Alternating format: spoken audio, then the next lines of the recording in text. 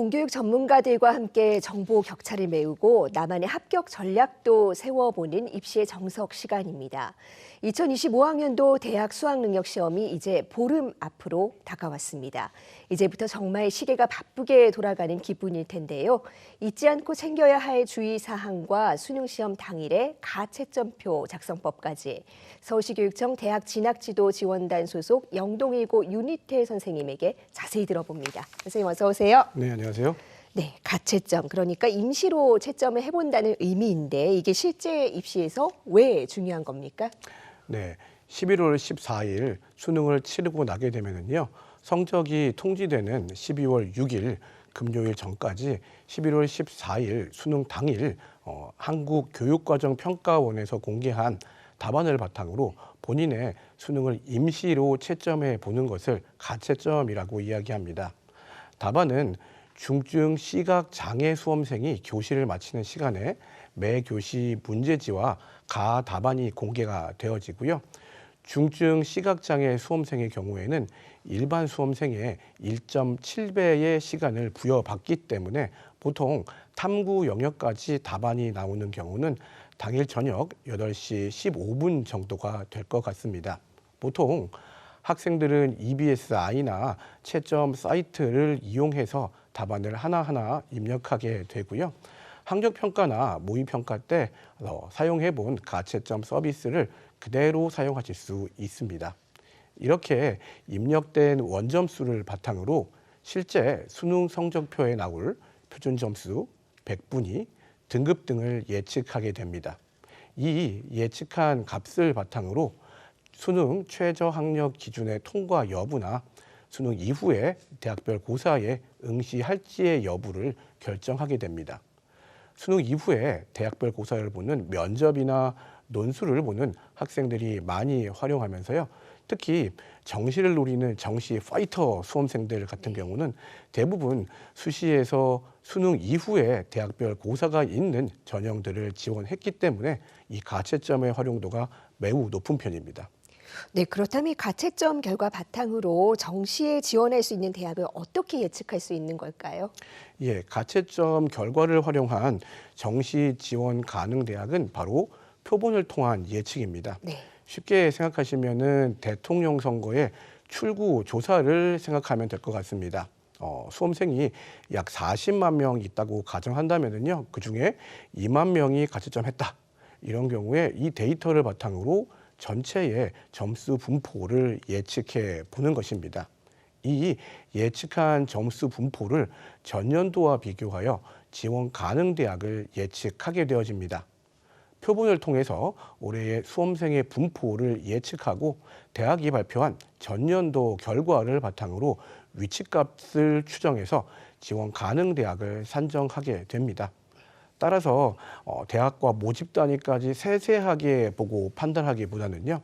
대학을 두세 개 정도 그룹을 지어서 A그룹의 지원이 가능한가 불가능한가 이렇게 넓게 보고 활용하시는 편이 훨씬 좋습니다. 네, 그렇다면 이 가채점 결과에 따라서 수시와 정시 지원 전략도 조정할 수가 있는 걸까요? 네, 당연히 가능하고요. 네. 가채점 결과를 보고 수능 이후에 대학별 고사가 있는 대학에 응시할지의 여부를 결정할 수 있습니다.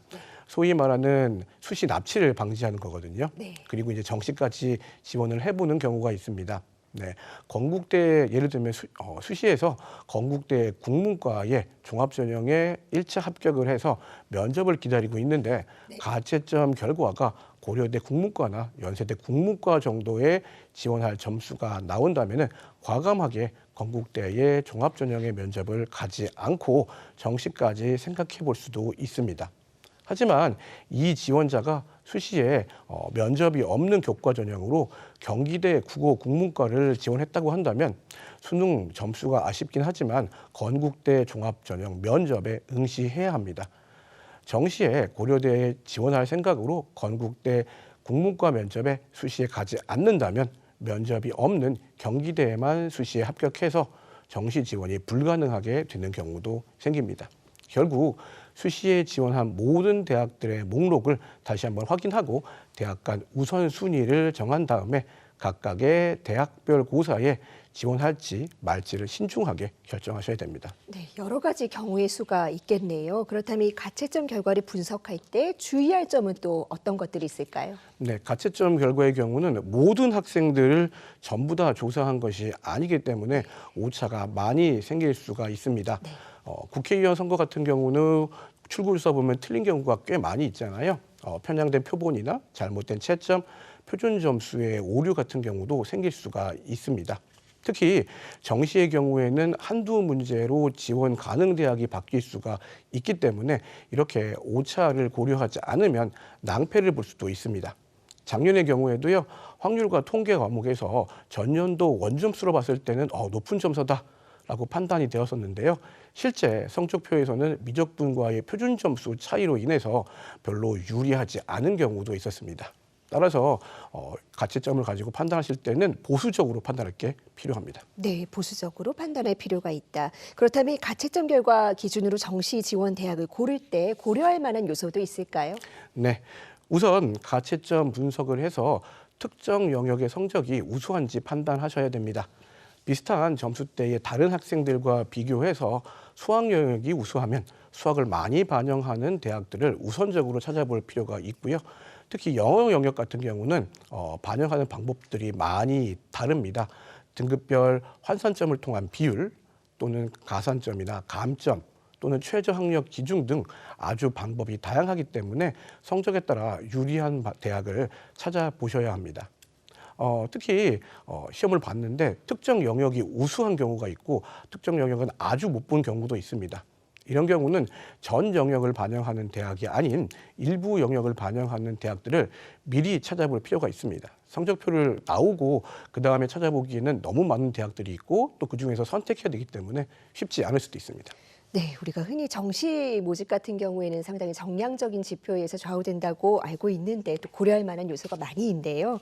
그렇다면 실채점 이후에 지원 가능 대학이 달라질 가능성을 대비해서 또 미리 준비해야 될 것들도 있을까요? 네, 우리가 일반적으로 정시를 보면은 가나 다군의 지원 대학을 결정하는 데 있어서 가나 다군을 전부 다 안정 지원하는 거는 좀 안 좋은 전략이 됩니다. 네. 점수를 남는 결과가 되거든요.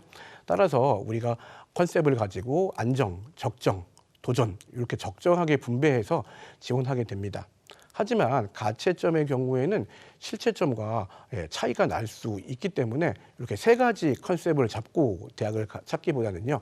초안정, 안정, 적정, 도전, 그다음에 슈퍼도전까지 네. 이렇게 5단계로 만들어서 찾아보는 것이 필요합니다. 또한 가, 나, 다군 전부에서 5단계 대학들을 2~4개 정도 찾아본다면요. 실채점과 조금 차이가 있다고 하더라도 조정이 쉽게 가능합니다. 실채점이 더 잘 나오면은 슈퍼도전은 도전으로 되는 거고요. 그다음에 실채점이 가채점보다 좀 못 나오게 되면은요. 그런 경우는 초안정이 안정이 되게 되는 거니까요. 네, 그렇군요. 근데 보통은 이 수험생들이 시험 시간 내에 가채점표를 작성을 하는데 사실 문제 풀기에도 시간이 빠듯한 경우들이 있거든요. 가채점표 이런 경우에 꼭 작성을 해야 되는 겁니까? 가채점 같은 경우는 사실은 모든 학생들한테 필요한 거는 아니에요. 특히 수능 이후에 대학별 고사, 즉 면접이나 논술이 있는 수시 전형을 지원한 경우에만 정확하게 채점을 하셔야 됩니다. 그중에서도 특히 모의고사, 즉 학력평가나 모의평가가 잘 나온 적이 많은 학생들이 좀 정확하게 채점을 해야 되고요. 수능 이후에 대학별 고사가 없는 경우에는 정확한 가채점은 필요 없습니다. 따라서 모든 학생들이 의무적으로 가채점을 해야 되는 건 아니고요. 일부러 가채점이 신경 쓰여서 시험을 망치는 일은 없어야 할 것 같습니다.